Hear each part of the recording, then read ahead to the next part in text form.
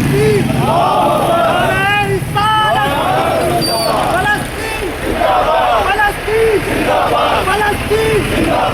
تمام مکاتب فکر کے علماء، پاکستان کے تمام مکاتب فکر کے علماء یہ فتویٰ دے چکے ہیں کہ اہل اسلام پر جہاد فرض ہو چکا ہے، اہل اسلام پر یہ لازم ہے کہ جہاد کریں، تو جس سے ممکن ہوتا ہے وہ جہاد میں حصہ ملائے، اور جب ہم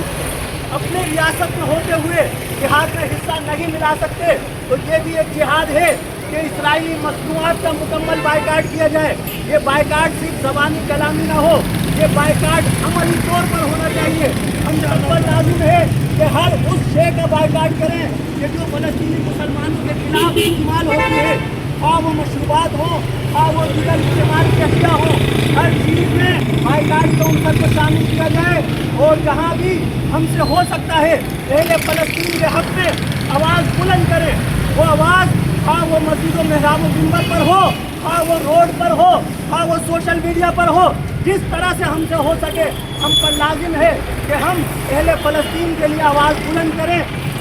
آج کا یہ مظاہرہ جماعت اہل سنت پاکستان کراچی کے تحت کیا جا رہا ہے، اور امیر محترم علامہ سید شاہ عبدالحق قادری دامت برکاتہ العالیہ کی ہدایت پر شہر کے مختلف علاقوں میں اہل فلسطین کے حق میں مظاہرے کیے جا رہے ہیں۔ ان مظاہروں کا مقصد یہ ہے کہ مزید آواز بلند کی جائے اہل فلسطین کے حق میں، اور اہل اسلام کی طرف سے حکومت ایوانوں میں یہ بات پہنچا دی جائے کہ ہم ہر بڑھتے دم تک اہل فلسطین کے شانہ بشانہ کھڑے رہیں گے۔ نعرہ تکبیر، نعرہ تکبیر، نعرہ رسالت، نعرہ رسالت، فلسطین، فلسطین،